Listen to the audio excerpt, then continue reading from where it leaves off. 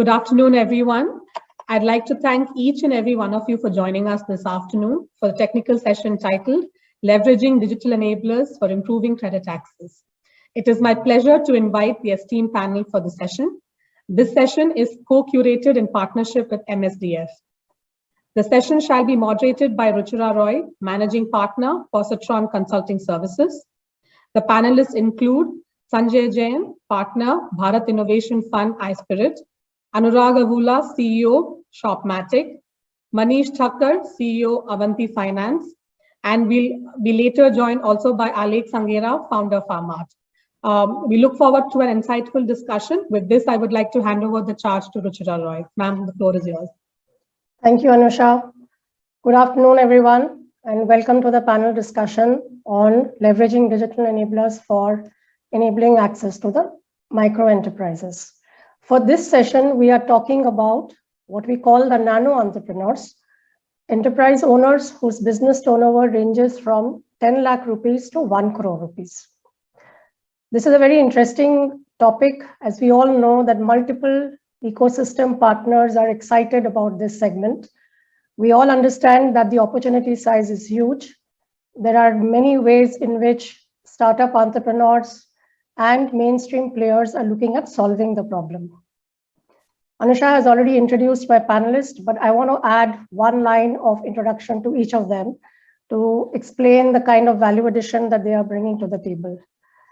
Sanjay, of course, wears multiple hats, but for this purpose of this discussion, I would request Sanjay to wear both his investor hat and his think tank hat and help us sort of understand what are the various both innovations that are happening as well as the ways in which investors could start to participate in solving this problem.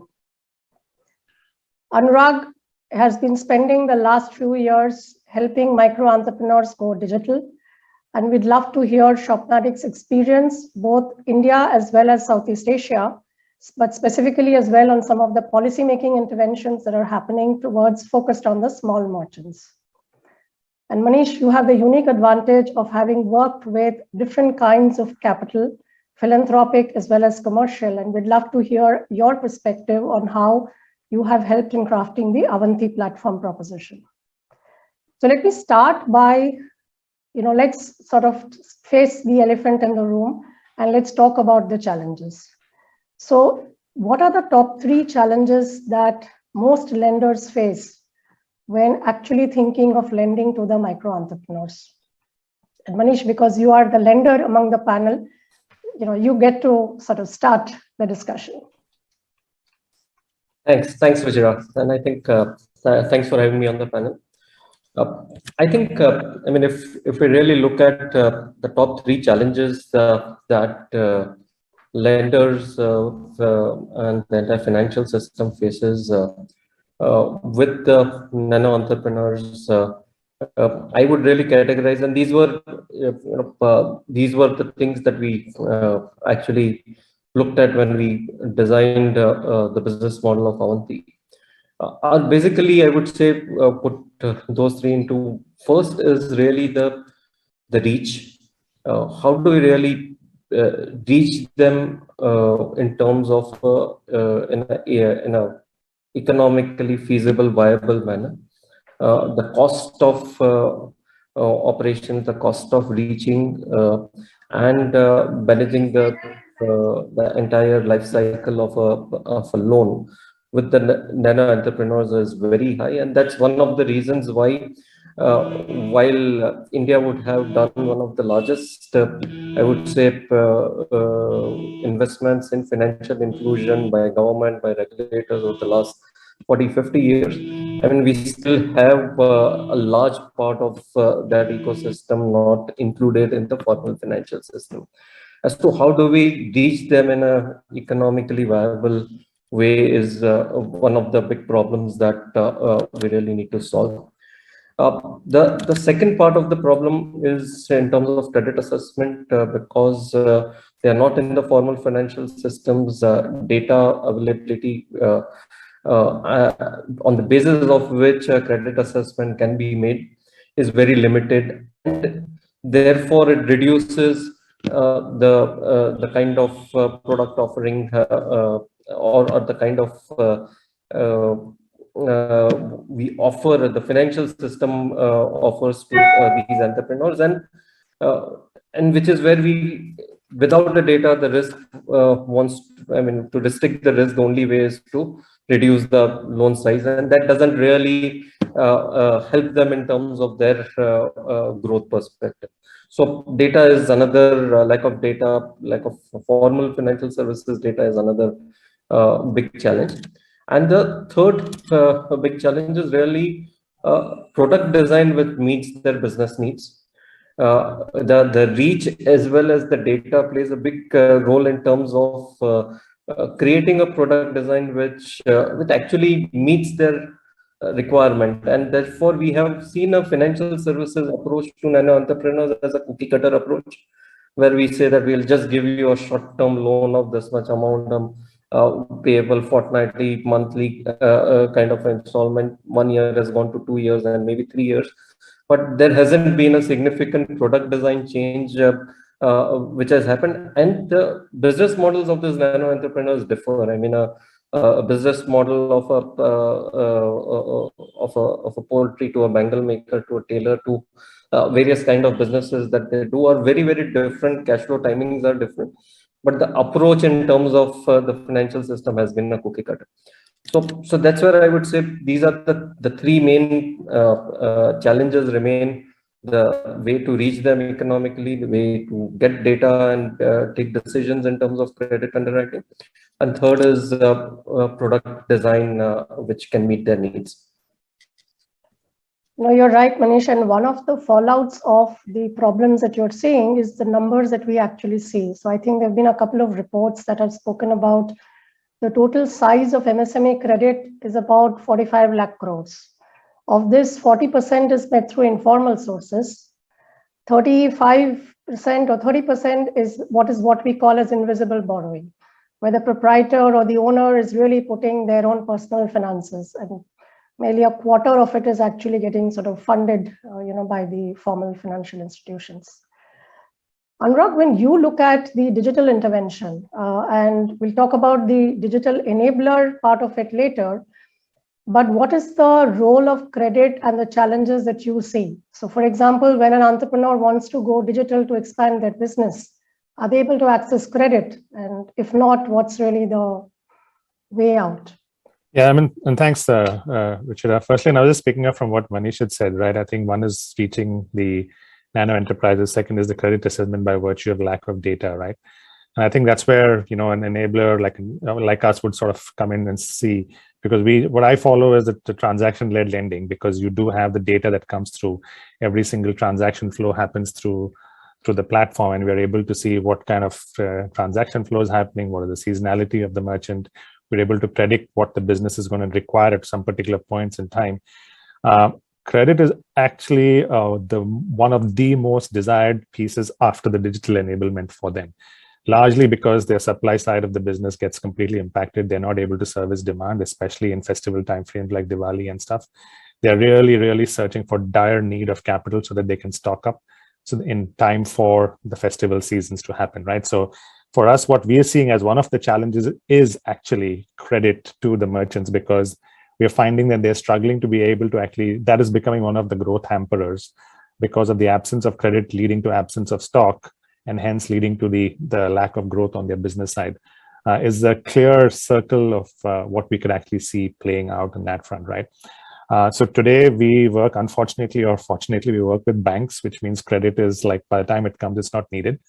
And hence the ability to, again, following up with what Manish's point is to look at, not look at cookie cuttering the sort of the product, but at least to be able to look at the different categories that require it in different forms, right? I mean, if you're looking at a textile manufacturer, their lead times to supply would be far greater than what would be required if you're doing sweet manufacturing, for instance, right? And how do you sort of support that? What kind of cycles do you look at?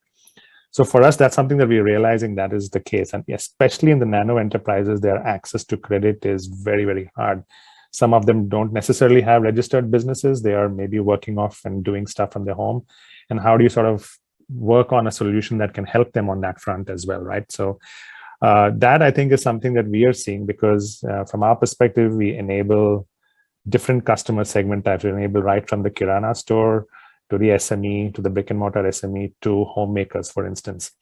And there are multiple use cases that we've known that they're not able to support the demand because of ability to go and convert their cash flow cycles by supporting through credit play for us. So we are seeing all of that happen. I think for us, one of the biggest growth hamperers is the lack of available solutions to support merchants or enterprises that require credit to support their demand side that they're generating on that front.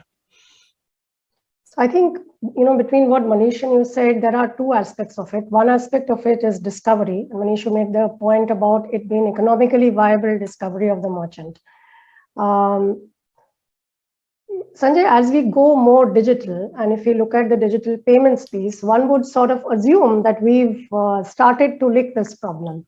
And yet we are still not actually being able to tackle the problem. The set of APIs we have in the India stack, perhaps, it's most commendable from the way you could identify and assess a borrower, and yet discovery of the borrower still remains a challenge. What do you think, are some of the options that entrepreneurs, etc., are looking at, or some of the challenges that can be licked? So I think actually, I think Manish and Anurag made great points regarding the problems that are faced. And in, response to your question, the thought is that clearly we have made great strides in the last 10 years on certain aspects of formalization, right? We made sure everybody got an ID. We made sure that digital transactions were cheap, and thankfully they got adopted well. And so they're now plentiful as well, which starts to lead to digital trails. And our hope has been that this would actually let us to a point where we can start to see some kind of credit assessment happening on the basis of these digital trails, and thus enabling that credit to happen. But I think we are still, some distance away from where we want to be. Clearly, I think the amount of credit that flows into the space from the banks in particular is small. They still find it very hard to go out and reach a small business. And the cost of that being high, and the operational cost being high, means that a small ticket loan is no longer viable. But then the risk parameters go against that, right? So just like Manish talked about, I think, can we give a small loan? But the fact is that that goes completely, against the costs, because that's no longer viable. So I think we have made a start, and I think we need to find maybe, maybe if a bank can't do it at a very high cost, the kind of products that Manish was talking about was perhaps you can have intermediaries, maybe Shopmatic or somebody else actually be the way to deliver credit to these businesses that you are able to reach. I'm sure there's still a small area compared to the vast number of businesses, but I think in the entire supply chain, if you inject credit at a certain point, it eases pressures on both sides from there on, hopefully, and that, maybe that's any point you can, a vantage point you can find to inject credit may be the place to do it. And this is really where I think our new entrepreneurs, the new platforms that are coming up, I think provide us a ray of hope. On the other hand, if you may recollect, a couple of years back, the RBI had a committee which talked about MSME lending, and they came up with the idea of a lending service provider, which was exactly this kind of a platform, which could then enable the injection of credit into the folks that they touch by working with lenders at the back end, hopefully reducing the cost of discovery and operations as well. I think it's early days. That system now, the APIs are in place, called OKEN, which is now hopefully in the next 6 months to a year, will allow us to start to see the early days of this happening. So I would say I'm very optimistic, but I know that we are, because the trajectory we are on is in the right direction, but I think we are still very far from where we would like to be. Thank you, Sanjay. I think one important point that you made was that our large mainstream lenders do not find it cost effective to actually go to this segment. And Manish, I'm going to tie this up with a product question, but I also know that, from Avanti's perspective, there are partnerships that you work with on the lender side. And so there are two aspects that I want the panel to sort of talk about. One part of it, which Sanjay alluded to, which is that if you, hey Alec, good to see you.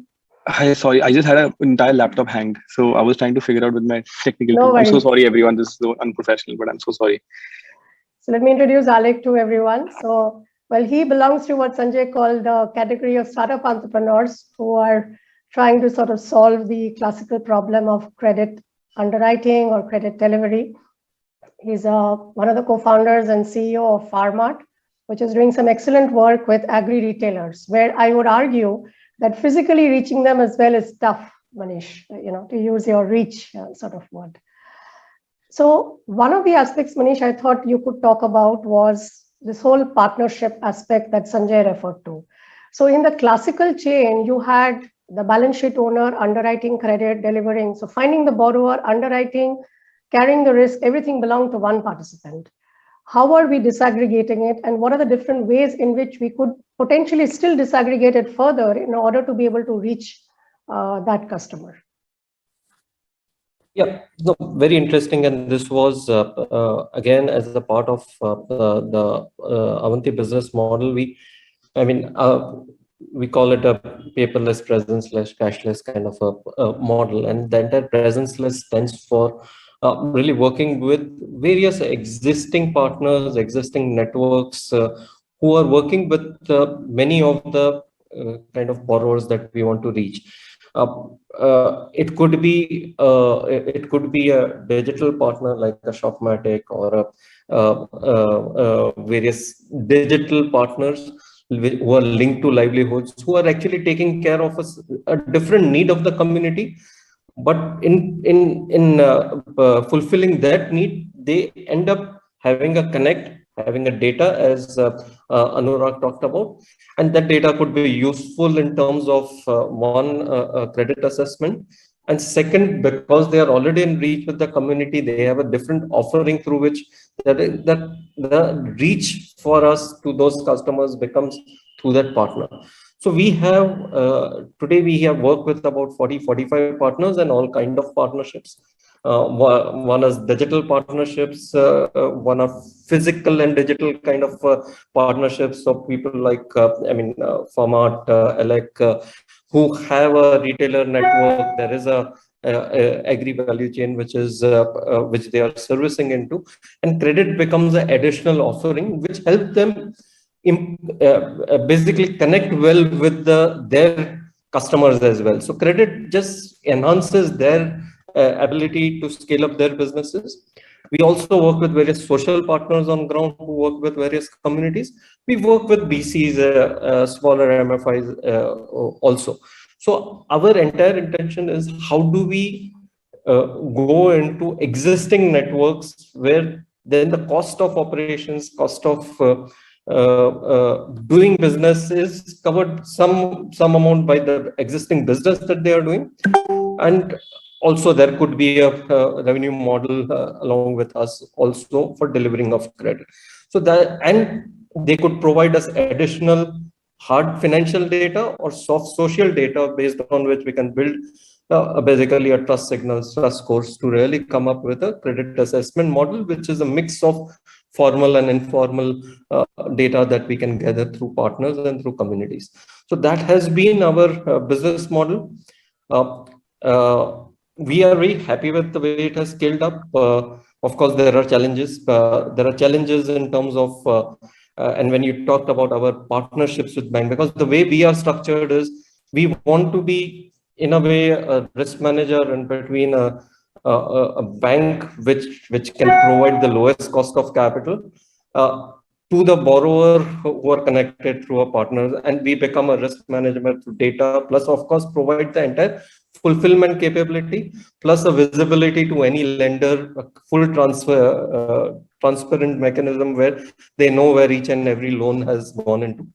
And that early days, today a lot of our partner curation is actual curation that we do because we are in that scale up mode. But what we are building towards is how do we digitally onboard partners, or how partners can onboard onto our platform and still access our services. So that is the goal that we want to move towards. But our focus is going to be through a partnership and existing networks. And our dream is where I would say even a smallest network on the ground who probably, let's say, a registered apartment society or can onboard onto our platform and offer loans to their drivers, mates, etc., or the shops into their colony, because they have a visibility in terms of the kind of businesses they do.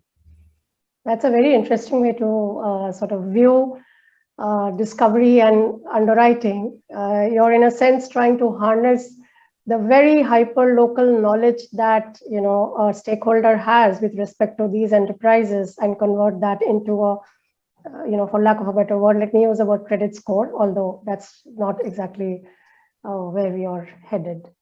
Alec, let me just bring you up to speed in the last 10-12 minutes. One of the things we've been discussing is what are the challenges that lenders face when lending to the micro enterprises. Let's hear your view and what are sort of the challenges Farmart has actually faced. And you guys have taken a very fresh look at how to go about this problem. So would love to hear your thoughts. Yeah. First of all, thank you, and I'm so sorry. There was some technical issues. But hi, Sanjay, how are you? Been a while. We haven't connected. But yeah. So according to us, we've actually evolved into 3 businesses. Just for background, Farmart, started in 2015 as a Uber for tractor platform. What we quickly realized is most of the smallholder farmers in India, for them, tractor renting, buying inputs is a very credit-heavy decision. Initially, we would gain traction of renting tractors, but eventually it would kind of drop off because farmers would say, we don't have access to credit, based on which the informal market gives us credit, based on which we can rent tractors for them or buy inputs from them. So the business model evolved into offering services on credit by partnering with lending organizations, and then we basically started to kind of grow that. Then we actually quickly realized that there were some barriers to scale. And every time you want to grow or scale massively, we would have to put boots on ground to do underwriting. The KYC norms around the digital box kind of changed for NBFC, so we had to do physical KYC.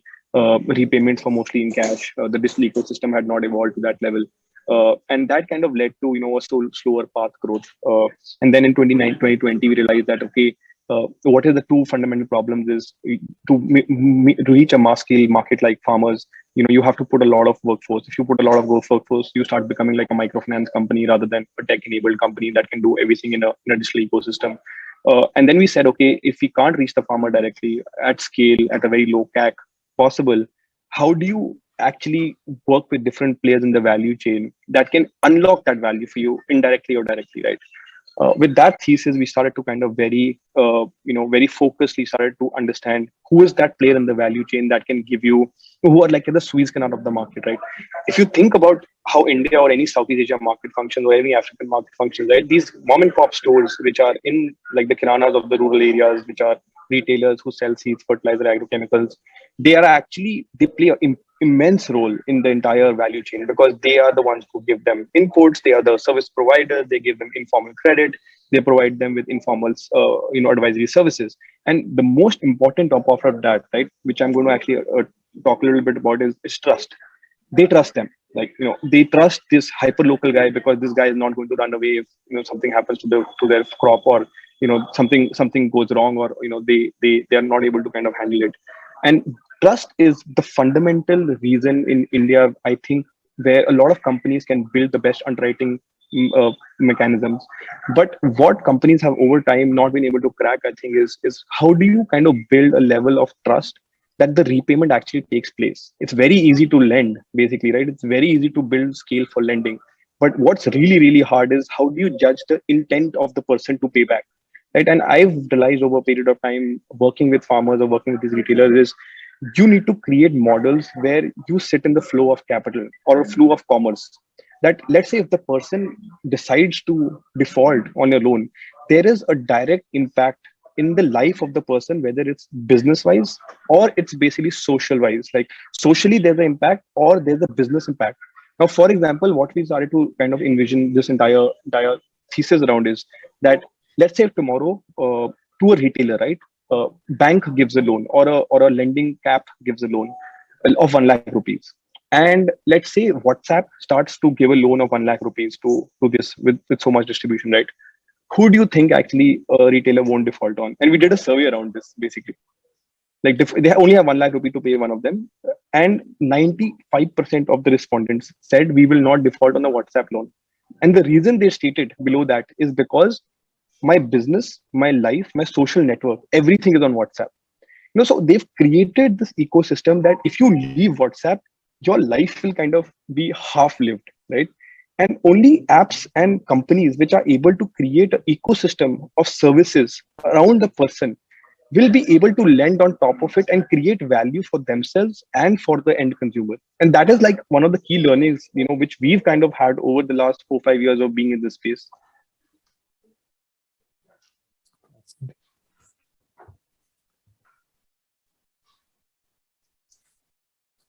Like I really like the example, and the way you described it. But one thing that I would pick up from that, and I love the way you described it, which is that let's be right in the middle of the flow of commerce. And that's sort of at the heart of capturing data. And the other point that you made about trust is fairly similar to what Manish was saying. But I think, the key question is, how does all this boil down to a model? How does all this boil down to scoring? It's all fine that, I know my driver or I know my domestic staff and I trust them, so I give them money. You don't know the 50,000th borrower that's going to come to you. So this is a question, before I go to the lenders, I want to, sort of ping Anurag a bit, because this entire business of digital enabler, turning digital, is the whole idea actually is to ensure that there is a streaming data of commerce available to every stakeholder who's sort of out there. And while all of the WhatsApp and the Facebooks, all of this has been happening, we also know that our small merchants are not the savviest of people out there who can just open a storefront and start to send out customer sort of queries and start to declare more and more, convert more and more of their business into digital data. I wanted your opinion on this, and sort of how are you seeing a shift, and where do you think we are with respect to the rest of Southeast Asia that I know you're also familiar with?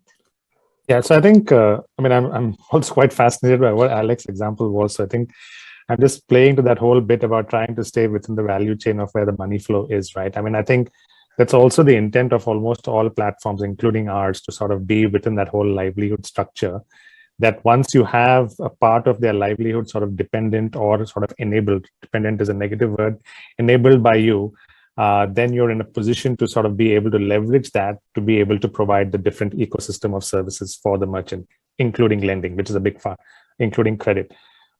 So for us, one of the things for us is that India has significant headroom for the digital enablement growth, right? We are in India, we're still low single digits in terms of online sales to overall retail sales, whereas the rest of the more developed economies ranging from US to China are upwards of 25-30%. So the level of headroom available in terms of the growth on the digital side is significant. In spite of COVID and the pandemic, the amount of headroom that is there is massive, right? So we have 52 million SMEs at last count, depending on which report you read, to about another 90 to 100 million micro enterprises or nano enterprises that are there. We're nowhere close. No one is anywhere remotely close to enabling that whole ecosystem. And one of the things that we learned was storefronts is a very hard concept for most to understand, and hence you move towards using WhatsApp or social commerce or any of the communication channels to enable that. So that's been one of our big learnings. We initially went out and said, okay, only web store. You have to do the web store first and then go about it. But then we had to disrupt that whole psyche and say that you can just use WhatsApp and build your own e-commerce platform. So reducing the barrier completely from a technology or a savviness standpoint to rightly go down to the behavioral elements that everyone is used to use those platforms to help drive the commerce side, because everybody understands the need to go digital. The how bit is what we wanted to make sure that was relatively easy. So the moment we did that, we were able to sort of onboard, hundreds and thousands of merchants almost every month to come on board and leverage the platform. that takes you to the next step as to, okay, once you've got them getting the adoption going, how do you get the education comprehension to drive growth? And that's something that we do. And then the third bit that we are seeing, again, going back to Alec and the points of the panelists, is the ecosystem of provision has to happen, right? The whether it is payments, whether it is shipping, whether it is lending, whether it is all of those elements. Payments is relatively easy. Everyone knows how to use a UPI. So that sort of becomes very, very seamless for most to do. So the hyper-localness of these merchants becomes very much easy to operate for them. So the local Kirana store or the small mom and pop can do it and start selling within the condos. But that's when the next level of growth starts to get hampered for them, is the absence of credit. And the biggest point for me, and what we have tried to do some pilots with some folks, is risk and underwriting is a massive issue. While there is data available, how do you build a model to support a reasonably significant amount of capital to be given to the borrower so that it makes sense for them, and not as to what is okay for us to provide by virtue of our own underwriting norms that happen. So if a guy wants a 50,000 rupee loan and you want to give him a 5,000 rupee credit, doesn't make any sense. It's not going to go anywhere. And that's where we've seen most of the pilots for us to fall apart. Because the underwriter will say, no, I'm not comfortable yet, even though there's transaction flow, even though the money flow happens through us, even though there could be a first right of takeout from the payment flow itself, right? And to me, that's the biggest issue at the end of the day, right? We'll continue to build our access to the merchants to be able to bring them on board, continue to sort of look at upping the low single-digit percentage of online to overall retail to double digits. But at the end of the day, one part of them don't have access to credit. I mean, quite exactly like what Alex been saying, right? The farmers don't get access to credit easily. And then there's the unorganized sector that will go and then start to basically hurt the merchant and the business. So for us, I think we're starting to, if I take some of the models that are there out in the Western world, there are larger players like us who 70% of their revenues actually come from lending, and their valuations and everything else are driven by those metrics as well. So for us, it's a very important element to work with. And obviously, working with partners like Avanti, which I will certainly reach out and speak to later, becomes a lot more important for us to do. And it's the same problem that we're finding in Southeast Asia as well. But for instance, if you take Southeast Asia, on the Singapore side, it's relatively easy because access to data through the platform and outside the platform is seamless, right? But if you go down to markets like Indonesia, Malaysia, Philippines, it's the same story as it is for in India. The NPAs are ridiculously high. So how do you underwrite? To me, that's the crux of it. How do you build a model to support small business borrowing? So I'm going to provoke our lenders on the panel a bit. Last year was really bad. And I think all of us in some ways or the other faced challenging times during COVID. But I think the small and the nano enterprises had it hardest of all. So there were lockdowns, there were no demand, they had to meet expenses. And so I was really glad to see the first quarter report of CIBIL that the new to bank inquiries and disbursements are sort of, exceeding the COVID time data. And it looked really very good. And so the first quarter total, I think commercial lending, 74.5 lakh crore was done. But how much went to the micro merchants? Just about 6.9%. So my provoking question to Manish and Alec is, why aren't you guys lending more? Why don't you think about what's the alternative ways of looking at credit underwriting or credit scoring? And one of you go first. The problem, I think, is it's too counterintuitive. The point is you only make money if you give a large ticket size loan. Now, if you give a large ticket size loan, you need to underwrite more efficiently. If you underwrite more efficiently, it's like you have to kind of gauge for intent, right? And what we kind of realized is we started launching like 10,000 rupees loan, 20,000 rupees loan, right? Because like it just becomes more easier and efficient to recollect that capital. And people actually don't mind paying 10,000 rupees. But the moment this ticket size goes to 50,000, it becomes more complex for people to repay that. And the other thing is I think no loan in a business environment should be given to the person in the bank account. Like for sure, like this is my learning in all the times I've spent with these retailers, that it should be either deducted at source, or it should be paid to the vendor, or it should be given to the supplier, right? And that is how you can correct and channelize Will a go lot of towards the consumption, otherwise it will consumption, keep right? And because everyone has a need for money, like even if I'm whatever I'm making, I'm always thinking, okay, whether you should be using a credit card or should be using my bank account for using your UPI to repay, right? It's just logical that if you're a businessman or if you're needing that money for some purpose, it needs to go towards that. And I think, and in my understanding and my learning, if banks and companies, given that the digital ecosystem UPI has provided and a lot of the other ecosystems, and fundamentally UPI actually more than anything else, you know who the seller is, you know who the buyer is, you know what the transaction is going to take place. Why not pay directly to the person? And that kind of takes away 50% of the headache, because you can actually backtrack and build much more efficient models around lending if you can able to at least just track that and kind of channelize that and track history of the sales with that person. Alec, and just to add, sorry, Richard, jumping in, I think the point is well made, because I think for us as well, what we've heard is about 80-85% of them wanted to support their supply chain or supply side of the business, right? And I think if you are able to look at what's that requirement and we are able to then support it through that route and then take the first call of money through where the money flow is happening, that might actually make a lot more sense. I completely agree with you, because giving it to the borrower, you may tend to say that he may want to use it for supply, but then tomorrow he goes and buys himself a TV or something as a problem then after that. So Manish, before I come to you, I'm summarizing, Alec, what you're basically saying is that, think of this like a train where you have all these compartments and everybody has to be on the same train.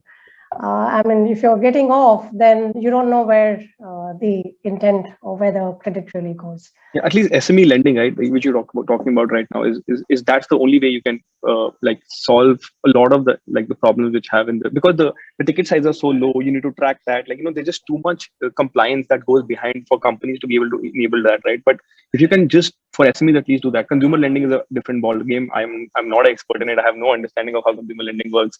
But I think on the SME side, right, you can always track it, and you can always pay at source or pay to the seller, buyer, whoever that transaction is routed through. I'm intrigued by the way you made it sound like consumer lending is more complex. I mean, most lenders would tell you that SME lending is much harder to crack. Manish, love to hear your thoughts. So I think completely agree with what Alec is saying, and this is something that we also work on significantly, which is basically lending within an ecosystem where ultimately borrower. I mean, we have to ensure that the money goes towards investment in the livelihoods, and it comes out through the income from the livelihoods. I mean, it's a very important concept. But at the same time, again, what happens is financial systems are driven by conventions, past experience. Today, if you really see the digital lending, the kind of discourse that we have in India, I mean, actually, there is a move towards that digital lending should happen directly into the borrower's bank account and not to any other bank account. I mean, that seems to be one of the suggestions by the committee if one really looks at the entire digital lending space.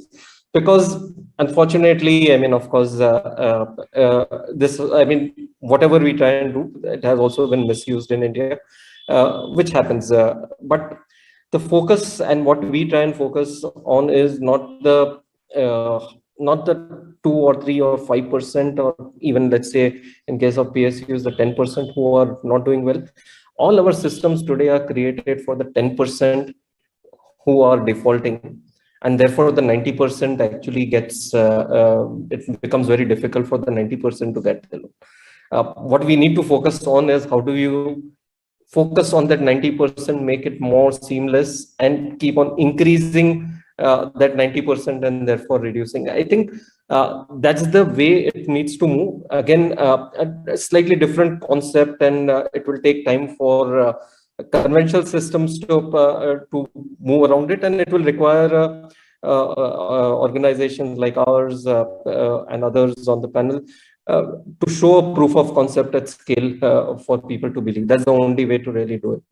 And the reason why, I mean, coming to your original question, it hasn't happened is again the same way to think as to if a particular category of borrowers are showing a high NPA, immediately the first reaction of any financial system is to reduce the exposure to that. And therefore, wherever there are high NPAs for the next 6 months, 12 months, 18 months, the liquidity dries down. I mean, that's the classical response that we have always seen.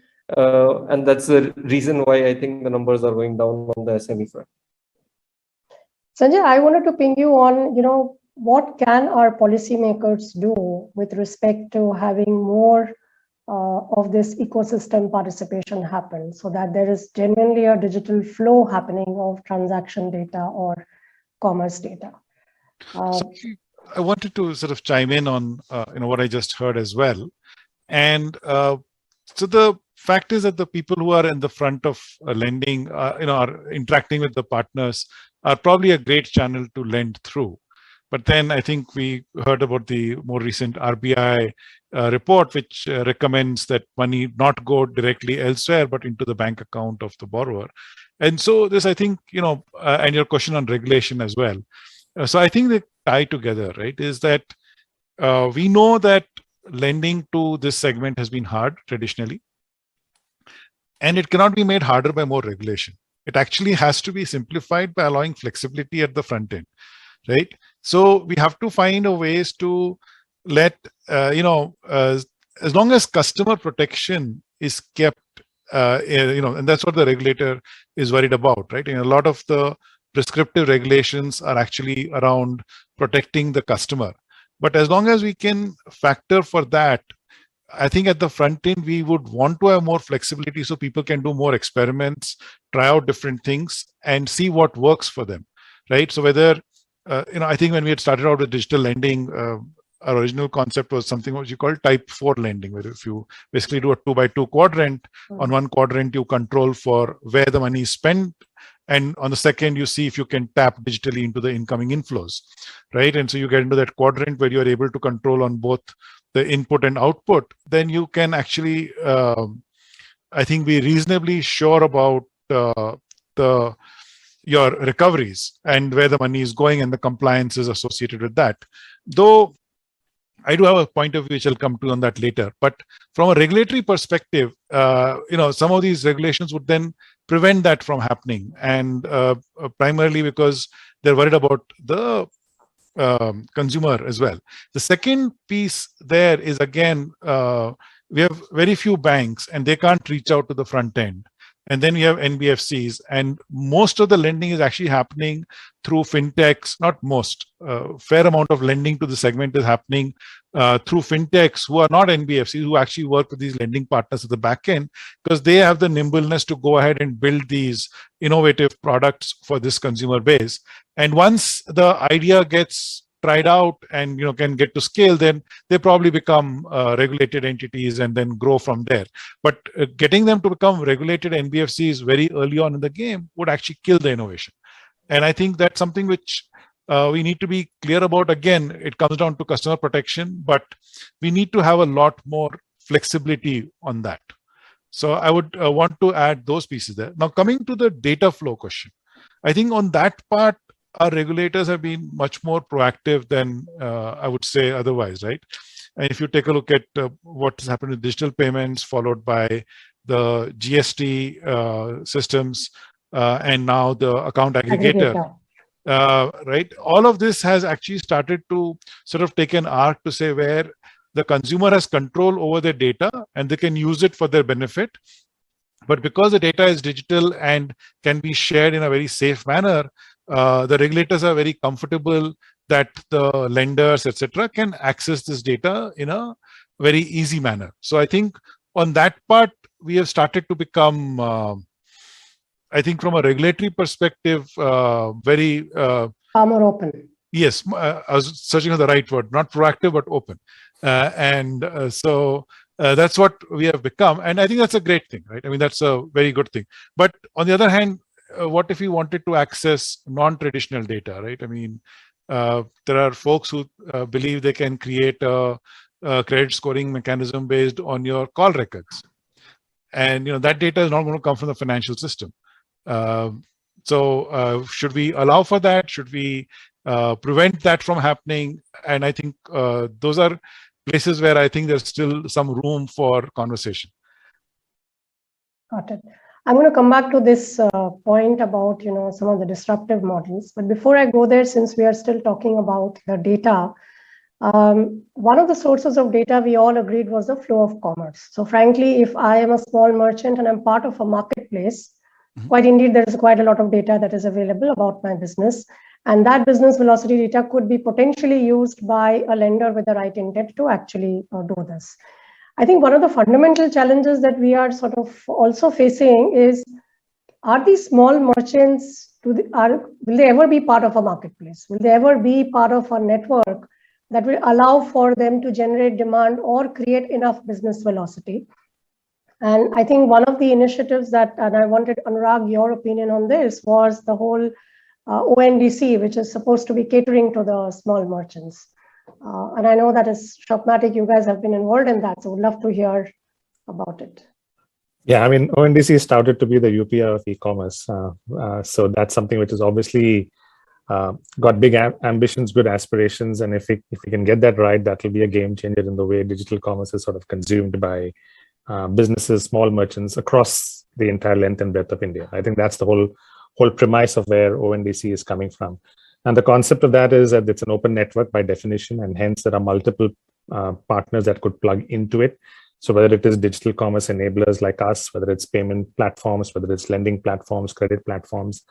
So essentially the concept being that small businesses or nano enterprises, micro enterprises, largely the ones who are not finding it easy to get onto the larger platforms, marketplaces, read it as marketplaces, are in a position to sort of get the best of all the digital commerce capabilities that are required, or digital capabilities for that matter. So if you need to set up a store, you want to sell through conversational commerce, you log in, you search, you get perhaps a Shopmatic offering and you pick that up. You want a payment gateway, you want last mile hyperlocal delivery, whether it's Dunzo, and you get that. You want to look at credit, you want to look at all of those pieces so it's a fabulous idea. It's still under concept and building out, and it is something which is and if it goes the way of UPI, obviously it'll change the way commerce is consumed. And that also means how data is consumed, which also then means that there are lending partners that could plug into it, which would then be able to sort of provide that. So the aspirations are great. And if that gets done in the manner that I think it can, it will definitely change the way for both commerce as well as for lending to happen in the market. So yeah, so we are sort of the initial members that are there sitting onto those threads, looking for the pilots to happen in Bangalore, Delhi, and Varanasi, and then we take it on from there. But essentially, that's the playbook. And I think, to your point, small businesses are turned away from marketplaces because it's also ridiculously hard to get onboarded onto a marketplace. So hence the access to alternate channels that will help them drive commerce, because everybody needs to survive, especially COVID's made it an imperative for them.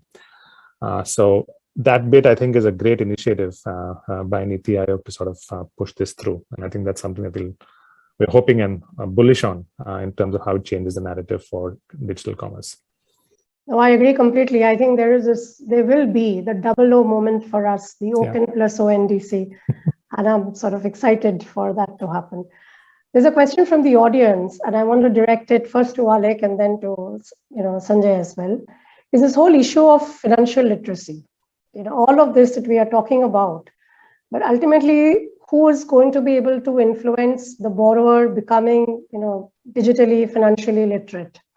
And wouldn't that actually be one of the critical influencers in how they go about interacting with the lenders and the lending models? Yeah, so I think, in my definition, financial literacy is that the person is literate enough to apply for a loan, to be able to use it for his business, right? So I think that piece is kind of already solved for in my playbook. But what is the real problem which countries like India and Southeast Asia fail to do is enforcement, right? We have very low level of enforcement on people who are defaulting on a loan. I have had instances where a recovery person goes, this person has not paid for 3 months, and the person says, "Jo karna hai kar lo, aap gaon ko bula lunga ya main logo ko bula lunga yahan," right? I mean, this kind of answer, right? You cannot risk people's life for repayments, right? But the problem is, are we actually are the policy makers, are the government, everyone's talking about over lending, everyone's talking about lending overall, consumer protection, but what about protection for banks, right? What about protection for lending people, like companies who actually have the right heart and the place to be able to enable that ecosystem, right? And what about them, right? What about their employees? What about people who are working for those organizations, right? So I think there is very low level of enforcement that is happening, and also people over a period of time have the ethics of people have decreased. I'm sorry, I'm still very young, but I feel like people don't hold it in their utmost integrity to repay a loan, and that is also lack of both ecosystem problems around enforcement by the government, or speeding up, maybe have a different code that speeds up this. They should be punishable event by maybe going even to jail, but that is how you protect ecosystem to evolve and do just to the 90% of the people, like Manish said, that 90% of people never default. They'll always do everything on time. But that's 10% of people, there needs to be some enforced fear that needs to be happen. And I think that is part of financial literacy, because once you're literate enough to understand that there'll be a repercussion of not paying this loan, will lead you to make sure that even if your intent was not there initially, but you will repay because there's now a serious threat. Just going or setting a court order or sending a people into this litigation, does not really affect them, honestly, in my experience. That's a fair point, Alec. But I think one of the points that Sanjay touched upon earlier is the whole consumer protection angle. So if you look at it from the regulator's perspective, I mean, the is always going to be in favor of the consumer, because you and I know borrowers, when they need money, they will sign any piece of paper. They won't read any of the terms. And then, of course, there could be genuine reasons, or there could be intent reasons why they default a loan. But I think the question, and Sanjay, this is to you, is there are lots of, there is startup focus, entrepreneurial focus on technology-led disruptions. Are there enough that is happening? And is there interest actually from, let's say, investors or philanthropic capital to be able to handle these borrowers, to bring them up to a place where they are actually able to consume the mainstream products? No, Surisha, that's a great question. And I think Alec's point as well, I think is to be understood in that context, that what's happening is that there is a lack of a credit culture. And that credit culture typically manifests itself into the kinds of things that Alec was talking about. And it works both ways, right? Because if you're a lender who's lending indiscriminately without checking if the loan is being utilized for the purpose it's being lent, or that it's actually that this loan is actually not going to help the person achieve financial independence and is going to, drag them down, in fact, create a vicious spiral, right? I mean, I've met startups which were effectively thinking in terms of payday lending, and they were like, look, there's this guy in front of me. If I don't give him the loan now, he is going to go to a money lender who's going to charge, 5 times what I'm charging. But then on the other hand, that the way it is structured is that loan will revolve, and it's a very high interest rate, and he will never come out of it, right? And so as a startup, should you be looking at lending into that segment itself, right, is a very, very difficult question for the entrepreneur. And so, we have seen, I think, examples from around the world. In Kenya, when lending became very easy over M-Pesa, a lot of people, just borrowed money from there and used it in betting. I mean, they would bet on football scores and whatever. And I think more than 20% of the country had a bad credit record because of this. And they would typically owe less than $1 equivalent in local currency. And they would be on a blacklist, and they would never be able to access credit again. And in fact, then companies were charging them the equivalent of $20 to get off those lists. And so it sets in, really a bad credit culture can be fueled by over enthusiasm on the lending side, which then, enables us to get to a really negative position. And I think from a regulator perspective, they worry about getting to that position.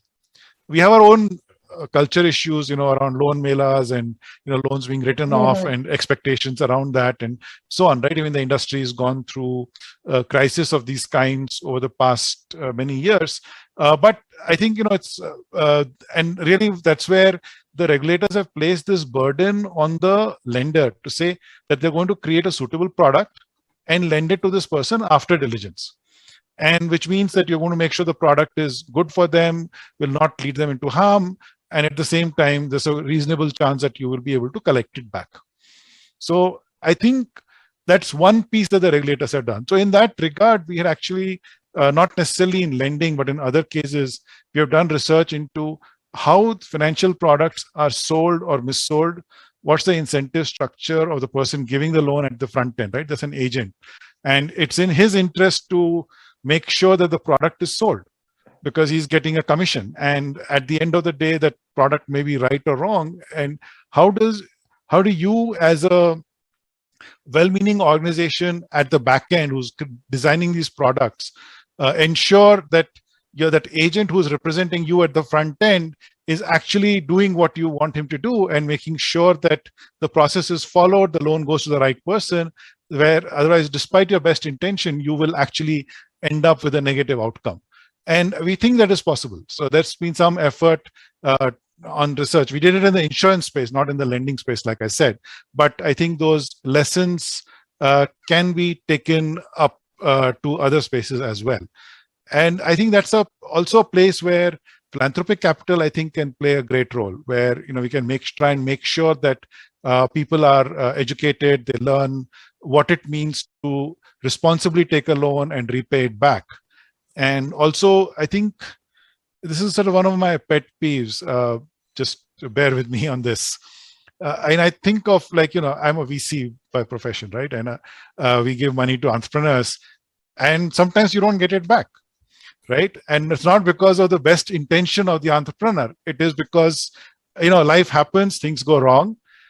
But if you take a look at the micro entrepreneur, life happens to them as well.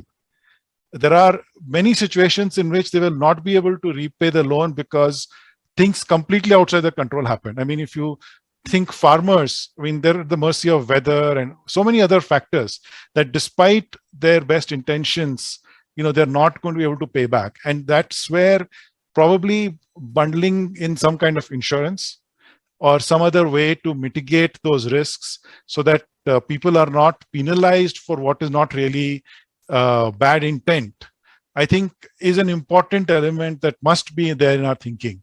That every time a loan is not repaid doesn't mean it is a poor intent, right? And that person does deserve a chance to get credit and rebuild their life.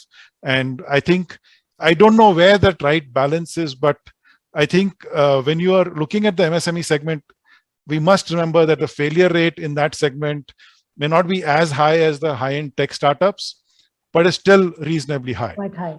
Yeah, and that's something which, yeah, Alec. Actually, I have a question here for everyone. So I'm not able to figure this out for a while. One of the biggest problems for this over lending or lending and just defaults happening, I think, is also, according to me, it's highest cost of capital, right? From let's say banks to basically NBFCs. Till the time it reaches a companies like us, it's just phenomenally high, right? Right. So but it's still lower than the guy, so far low, right? But taking through from that point, right? While the cost of capital globally has been decreasing significantly over a period of time, right? I saw a report now, Germany, US, it's actually reached very low level, like 2% or something, which I read.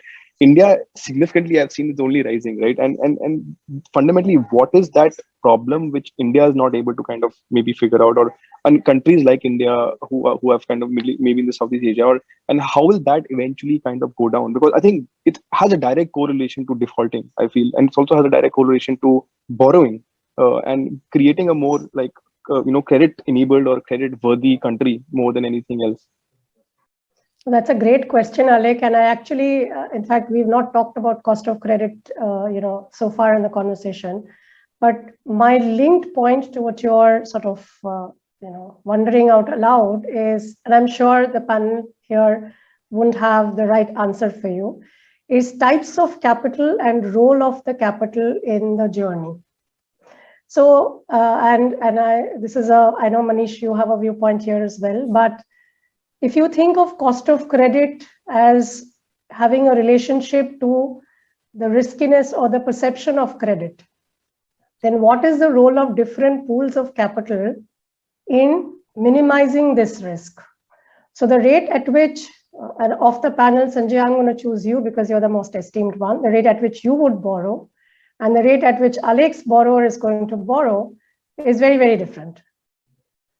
So this is a question, Manish, you go first, and Sanjay, of course, I want to hear your point of view. But I think one of the thesis is that there are different pools of capital that could actually play their own roles in this journey and bring that cost down, which Alek is referring to.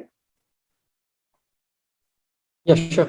So clearly, I think, I mean, in today also in terms of financial systems, we have the various fund providers, be it bank, be it NBFCs, and then the fintechs through NBFCs. Again, within banks, there are various divisions within bank, PSU banks, rural banks, private banks, etc. And each of them have a differing level of cost of capital, underwriting policies, way of doing business or way of sourcing business, and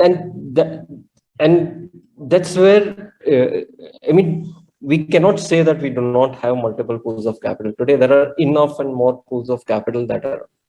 The question, as I said, the biggest challenge that one faces in India is really the reach, which we are trying to solve through a lot of this public infrastructure, be it token, UPI, that we are trying to create, plus the data which we are trying to get through this digital transactions, building the formal financial records for the system. So it happens over a period of time. I mean, it's a journey that one really needs to go to. Plus, I mean, that's a classical thing that happens within in any country, and it has happened in India. The first user of a UPI token will be the same 100 million households which are actually have access. I mean, it will be you, me, and people on this panel which will continue to use UPI as another way of doing transactions, while we had other ways of doing it.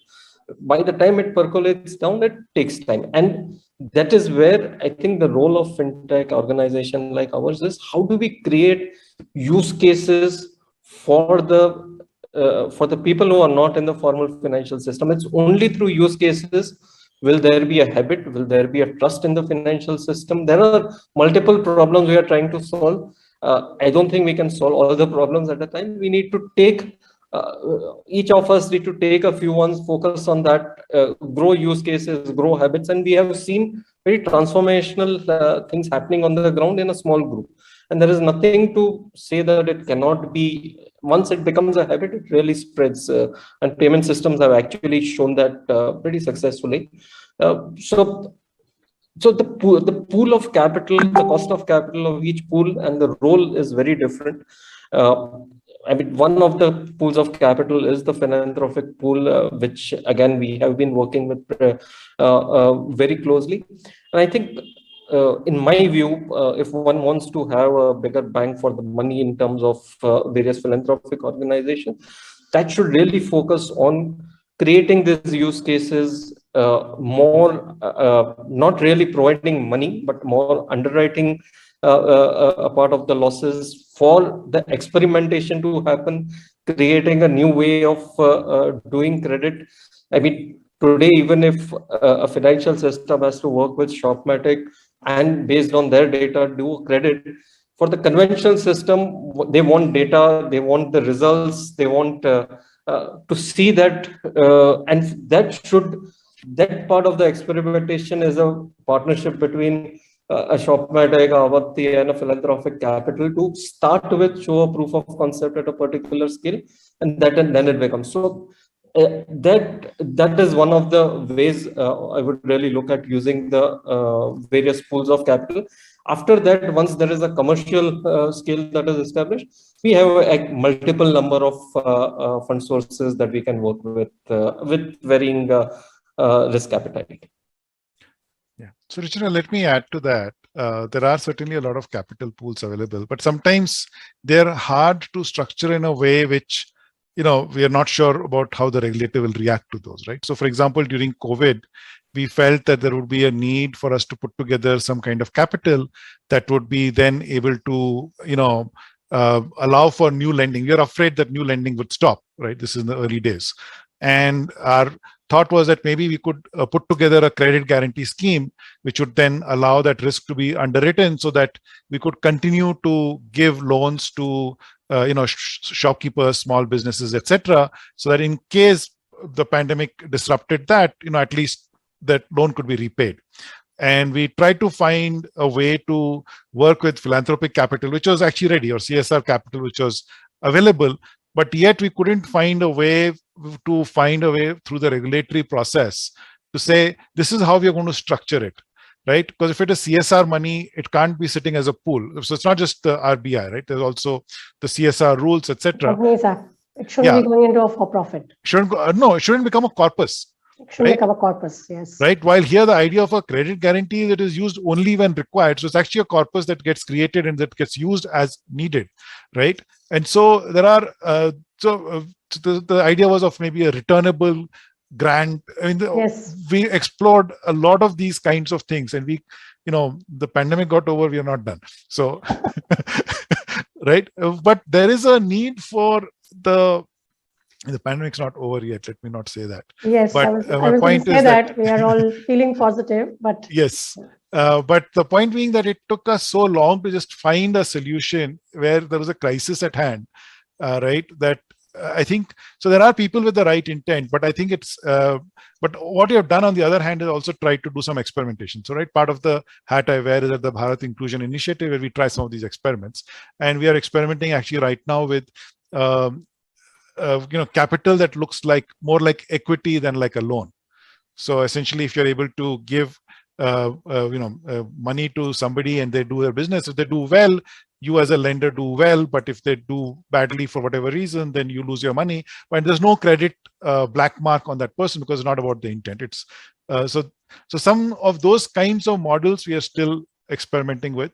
One which we thought we might be able to do was we work with a bank where people who have an FD in the bank say, I'm willing to let the interest on my FD be used to guarantee risk to entrepreneurs in my neighborhood.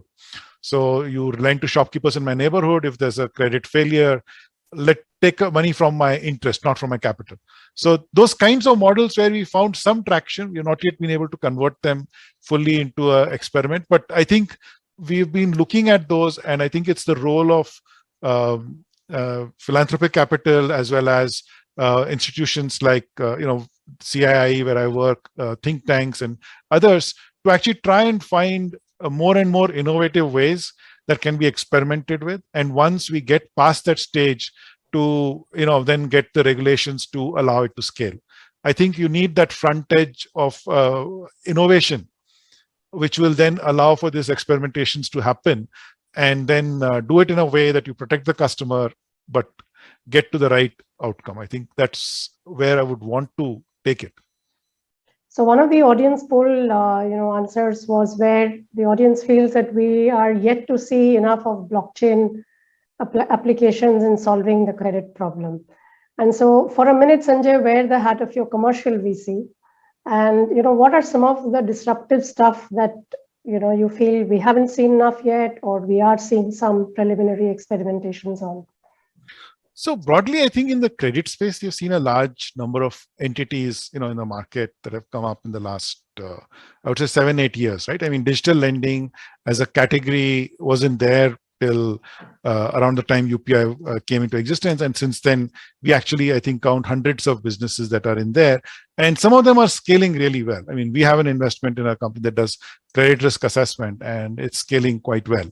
And I think securitization, the many other models which are taking on, which are really at the back end, which will then hopefully enable more credit to flow to enterprises. I think all of those are, I'm quite bullish about those prospects, and there are lots of investments flowing into those spaces as well.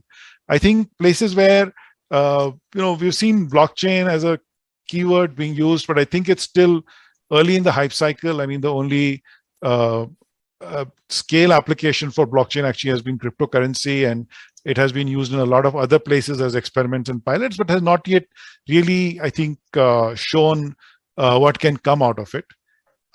For the record, I'm a blockchain skeptic, so I tend to please take my views with that view in mind. But beyond that, I do think that things have to go through their hype cycle, right? And then have to come to a point where the actual real use cases start to emerge, and we are not there yet, in my view. Beyond cryptocurrency, I think cryptocurrency is the one use case where blockchain has taken off at scale. But for other use cases, I think we're still in the early days, and we should be open enough to have them come and then take off. But I do think that we will see many more models come about. And I would say what matters less is the backend technology as the financial product, right? And the financial engineering, if you will want to use that term, I think is where we need to probably pay more attention to, so that the financial product then meets the needs of that end customer and can then be appropriate for them and give the right results. And I think that's a space where we are hopeful there'll be many more people who will be able to manufacture these interesting products, which will then make it the right thing for the end customer. There was a message from Sanjay to you entrepreneurs. My last bit before we sort of close is, what's the role that policymakers can play in this whole sort of space? And I'm picking up from the audience poll where, we asked, where do you think the government could play a role? One of the things that has scored really heavily, and Anurag, you'll be very happy to know this, is provide some incentive to the merchants for digital transformation. Yeah. Whether it's on payments or it's on customer handling or business development. And the other piece which has sort of, the audience feels could help is separate registration and recognition of the enterprises that are still far below the GST limits. I want to hear the panel's view, and this is sort of, our ending bit in terms of what is a note to policymakers. So I think, Rishma, if I may go first, I think on the digitization side, I think we've seen a huge success here in Singapore and other markets here, where the government has enabled the incentives, grants for businesses to go digital, and it's just taken off, right? It's built back many businesses that were going under, especially the pure brick and mortar guys, to go digital. So that has really been one big factor, and that would be an absolute immense help for businesses to go digital, because there is still that perception or the inertia that, okay, it's still expensive for me to do so. While we are trying to disrupt those elements in terms of cost of going digital, the concept or the perception of the micro enterprises is that it is still more expensive to go digital, and the idea is to sort of break those barriers down and to be able to. So that's a great call. In fact, I had a continuation call in terms of all of this stuff, right? How long is it going to take before it actually gets to a point wherein credit becomes easily accessible? Because we don't want to be in a position wherein the ship has sailed, for instance, right? So I think that's a similar question I had for the ones who are in the lending space as well. Manish, your final comments. Yeah, so I think in my view, I mean, what you heard from Anurag and the audience in terms of the poll, yes, digital transactions incentivization is extremely important to create that kind of an ecosystem where, and then again, end-to-end, taking Sanjay's point in terms of customer service, because one of the biggest barrier towards digital transaction is the trust into financial system and trust into digital system. I mean, digital system comes next. I think till the customer becomes a welcome customer into a financial system, the digital system is not really going to take off for these customers. So I think that's we all of us have seen various examples play out. So that I think is a big role where regulators have to play more through basically encouraging innovation, giving a bit of a latitude in terms of experimentation to the players. I mean, they have a sandbox kind of a framework that RBI has created, but to make it slightly more driven towards innovation and experimentation, because that's when new models will evolve. Of course, customer protection remains the key, but that should also more really focus on the journey rather than the end event. as long as the journey is very well templated and processed, and the process has been followed, I think an event is beyond everybody's control. So I think that latitude and experimentation, innovation would really help from the regulator and policymakers. Alec, your last comment. I'm just going to take some cue from Anurag actually. So according to me, what you need to enable and do a lot of awareness around is that that a retailer should not feel threatened that if he enables digital transactions for a consumer or a buyer at his store, there is some tax implication that he's going to get into. Like that is the fundamental psyche for them to not shift into being like digitally enabled. They should. And governments should or banks should not be able to go into a personal bank account and comment that, okay, there's so much flow of capital happening, even though their incomes are not that high, right? It's just a psychological barrier that these people go through, that if I enable digital payment at my store, tomorrow I will have to file more taxes, based on which I'll have to basically, pay more taxes and so on and so forth. Or actually, we've heard people actually say this, that if you send money in my bank account, Modi ji will come and basically catch me, because I'll have to pay like, I don't know, 5 times more taxes. So basically these are all real life comments which you hear from people on the field, and it's all about the psyche. Like people, I think a lot of awareness needs to go down that, okay, your digital privacy around your bank account, your personal transaction on the digital payment platform, whether it's UPI or other, will stay your, and it's a very private affair. And I think if once that awareness goes through to people, and automatically consumer digital footprint will increase, because like retailers will enable and tell consumers that, okay, if you want to transact at my store, you have to pay digitally, and automatically they're just like, people will start downloading and being on the digital platform further and further. It's like a network effect that starts to happen. But for that to happen, we have to do a lot of work around, policymakers have to do a lot of work around awareness, making sure that the retailer understand the rights, digital privacy. No one can go into their personal data and privacy data around on how they're transacting, what they're transacting, where they're transacting from. Sanjay, last 1 minute for your last comment. So I think the panels captured it really well. That from a policymaker perspective, I think focusing on creating the underlying infrastructure and trust to transact on that infrastructure, I think, are key for the policymakers. For the regulators, it's been around consumer protection. But I think the one piece in both of these is to enable innovation at the front end, which I think gets a little short shrift. So I would want to see that. The other piece I think that came up today in the panel was around customer education, particularly around lending. And perhaps there is a room in there for all of the stakeholders, including the policymakers, the people at the front end as well, to see how we can better educate our customers so that they understand what's good for them and how they can protect themselves as well in this environment. And that, I think, will give us the right results. So I would actually put that for all of us, but I think that's how we would want to take it forward. But I think the risk capital for this experimentation could be business, commercial capital, or it could be philanthropic. And I think enabling the philanthropic capital, which might end up wanting to be focused more on protecting people at the bottom of the pyramid, might actually be the right thing to do, right? Because you might get a better approach at credit guarantees and reducing costs because you're able to identify borrowers, good borrowers easily, etc. I think there is a room there for differentiated capital to play a role, and would love to see more of that happen. Thank you. I really enjoyed today's discussion a lot. 2 key things that I'm taking away with. One is partnership. I can already see partnership emanating from the panelists here, so which gives me a lot of hope for the segment. And the second that Sanjay, you said, which is the right judicious mix of capital to solve the problem. And I think a year from now, when we have the same discussion, we will have better numbers to talk about. Thank you so much, panelists. Thank you, audience. This was a great discussion. Anusha, over to you. Thank you so much, panelists, for taking time out of your busy schedule and being a part of this really interesting conversation.